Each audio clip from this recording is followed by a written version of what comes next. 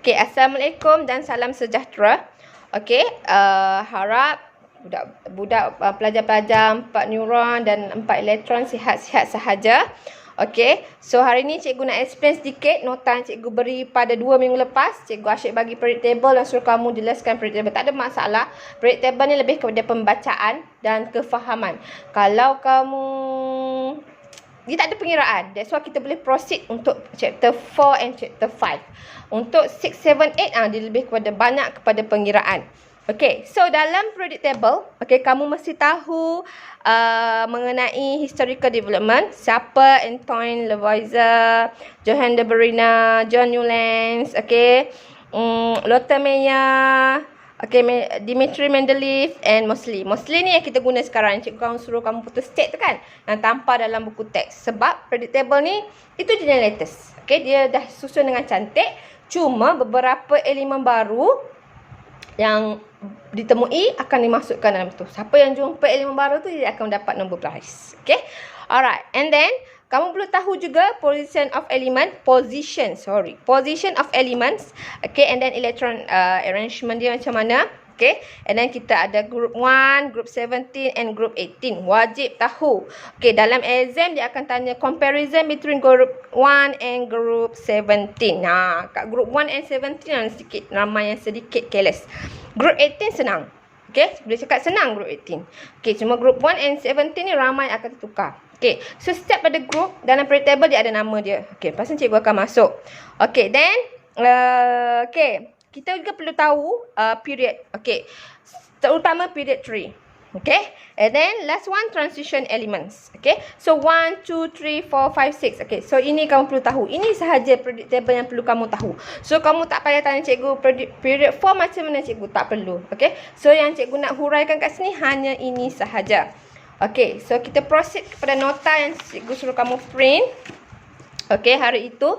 Okay, ini ialah saintis yang menemui periodic table. Dia tak susun mengikut hierarki lah, yang the latest one. Okay, so dia just put the picture and then kamu just padankan mesh lah. Okay, alright. So, okay, untuk John Newlands, okay, kamu boleh tengok.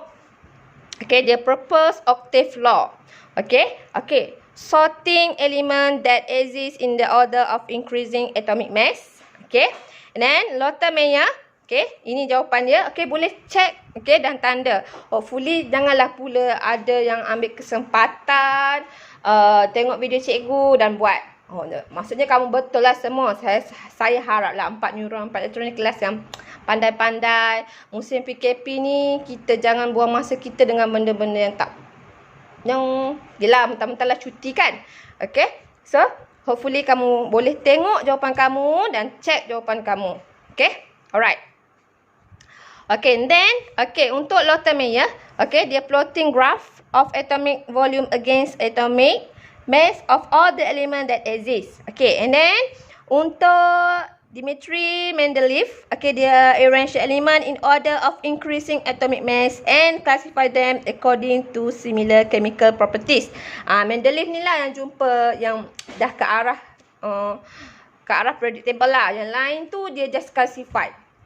Okay, and then, okay, Moseley, dia study the X-ray spectrum of the element X-ray. Okay, dia yang jumpa. Okay, kalau kamu baca lagi mendalam kisah Moseley ni, kamu akan tengok ada isteri dia ada kanser. So, dia buat X-ray untuk detect kanser. Cikgu lupa, adalah kisah dia. So, kamu boleh Google dan tengok apa kisah sebalik sebenarnya yang jumpa X-ray tu. Okay, and then, kita reorganize the element in order of increasing proton number in the periodic table of elements. So, Moseley ni lah yang kita guna. Okay, Moseley ni yang kita guna. Okay, alright. And then, kita ada Antoine Lavoisier. Okay, Antoine Lavoisier ni classify element into metals and non-metals. That's why kalau kamu tengok, cikgu suruh kamu tengok bahawa dalam periodic table dia dah colourkan. Okay, warna biru, warna hijau kan. Cantik supaya kamu tahu, okay, metal kat sini, non-metal kat sini. Okay, memang dia dah classifykan secantik-cantiknya lah. Okay, and then kita ada Johann de Barina. Okay, propose the triad system where element with similar characteristic are classified within the same group. Okay, so ada ni dulu dalam periodic table dia klasifikasikan cahaya debu dalam periodic table tau. Okey, tapi lepas semua saintis buat susunan, kaji balik. Okey, dia kaji daripada saintis ni, okey. Dan last kali Mosley ni yang kaji semua dan kita guna periodic table sekarang ni yang Mosley jumpa. Okay, alright. So, kita tengok apa yang mesti jumpa sebenarnya. Okay, so kita ada, this is periodic table. See? Okay, so cikgu dah terangkan kat kamu bahawa dalam periodic table dia ada group atau kumpulan ke bawah. Group, okay, cikgu tanda group 1, group 2, 3, 4, 5, 6, 7, 8, 9, 10, 11, 12, 13, 14, 15, 16, 17 and 18. So, group pertama ke bawah. Okay? Alright. So, kamu mesti tahu bahawa group mesti ke bawah. Group 1. This is the element dia. Okay, ini ahli-ahli kumpulan group 1. Macam kamulah. Dalam satu kumpulan mesti ada geng. Betul tak? Okay, gang ni, gang tu. Okay, alright. So, group 2. Okay, group 3 to 12, we call this transition elements ataupun unsur peralihan. Okay, nama dia. Gang dia ni, okay, gang group. Dia ada nama tersendiri. Okay, kumpulan 3 hingga 12. Kumpulan 13, group 13, geng dia kat bawah, boron, aluminium. Okay, group 14, 15, 16, 17 and 18. Okay, and then, okay, untuk period pula, dalam periodic table, period ini. Dari kiri ke kanan kamu. Okay, so, dari kita ada period 1, period 2, okay, 3, 4, 5, 6, 7. So, okay. Period 1, kala 1 ada elemen hidrogen dengan helium sahaja. Okey? Okey.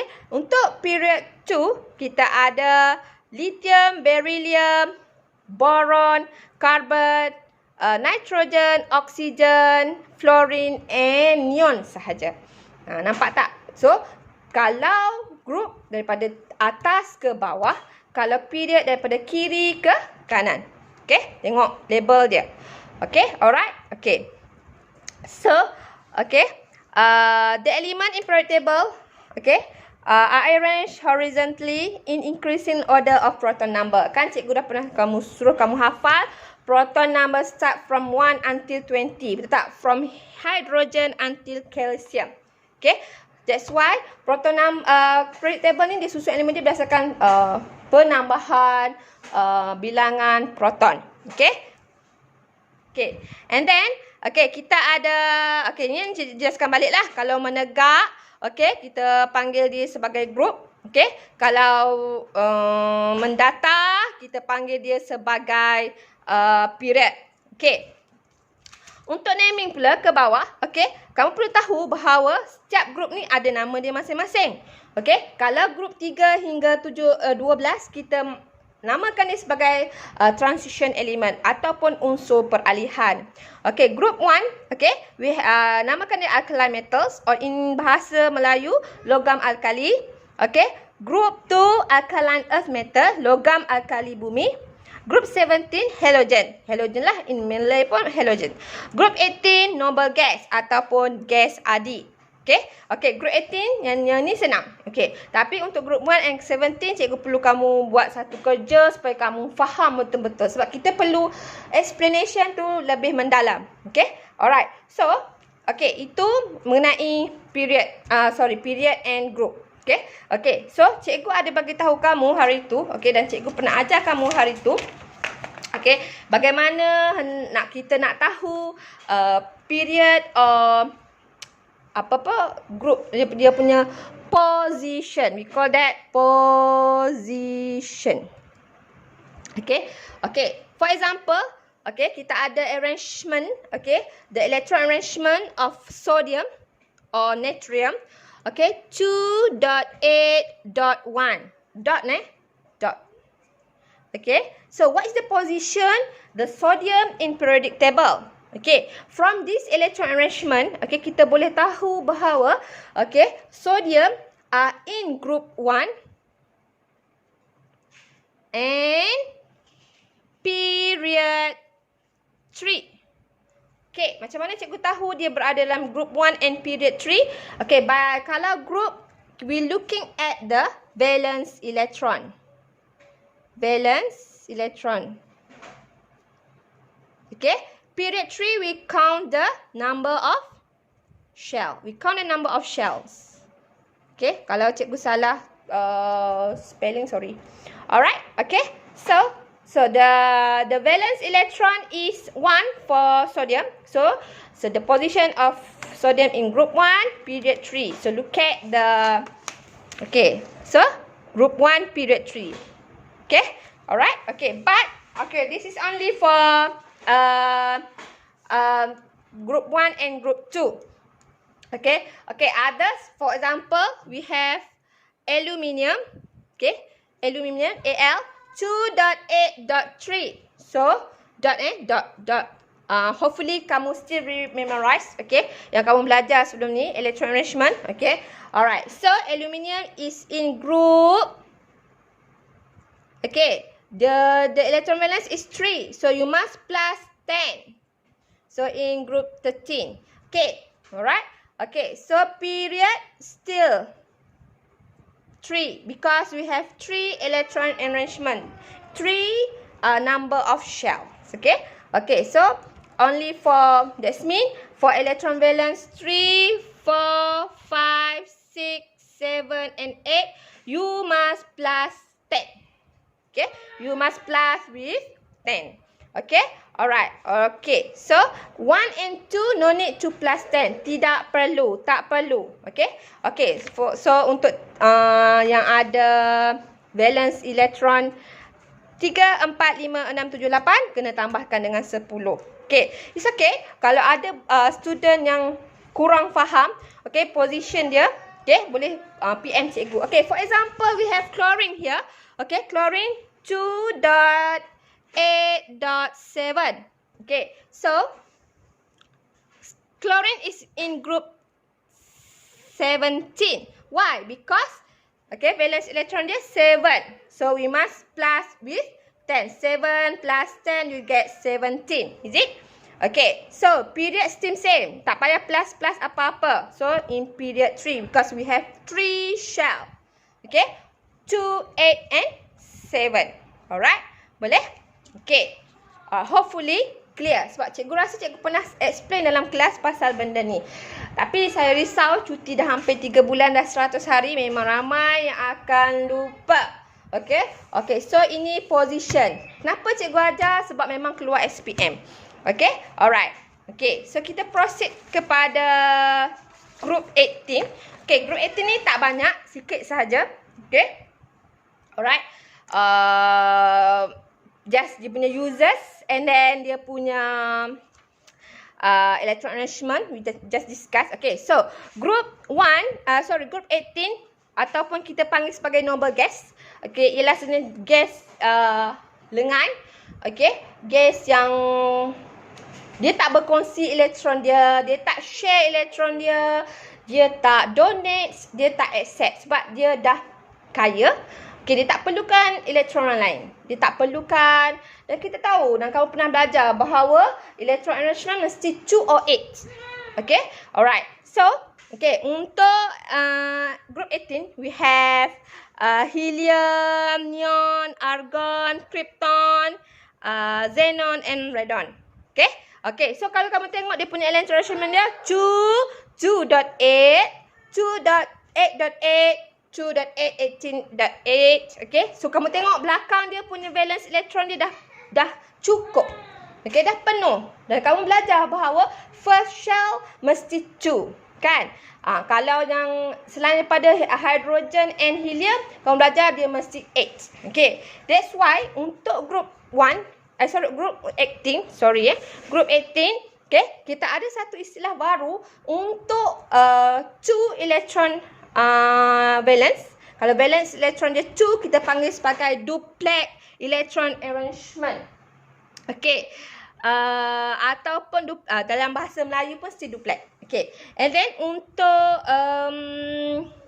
yang ada 8 electron arrangement kita panggil sebagai octet. Okay. Dia dah stable. So dia tak boleh share, dia tak boleh donate, dia tak boleh accept. Okay. Orang nak bagi pun dia tak nak. Dia orang minta dengan dia pun tak boleh sebab dia dah sangat-sangat stable.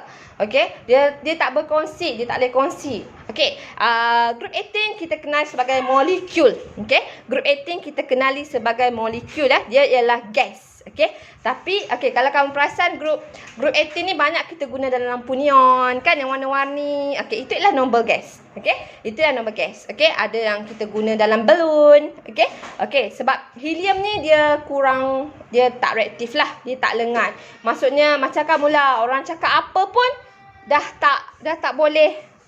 Cakaplah cikgu cakap apa pun still kamu tak buat kerja. Macam itulah peranan group 18. Okey, alright. So kita discuss number 2. Okay, mark on the physical properties of noble gas. Okay, they are insoluble in water. Yes. Poor conductor of heat, and melting point and boiling point increase. Okay, when going down the group. This is between the group. Between the group. In the group lah. In dia punya ahli dia. Okay, and then the users. Okay, the users, this is the bulb, okay, argon, okay, hot air balloon, helium, okay, guna juga dalam tangki ni, okay, and then kita ada neon, okay, dia helium, users dia properties dia, sifat dia, okay, very low solubility, okay, less dense than air, okay, untuk argon, does not burn in air, okay, prevent metal filament from burning. Okay, then for neon, okay, emits light when high voltage of electricity in pass through it. Okay, so kamu mesti tahu users at least 2 or 3 of group 18. Okay, dia boleh keluar dalam essay.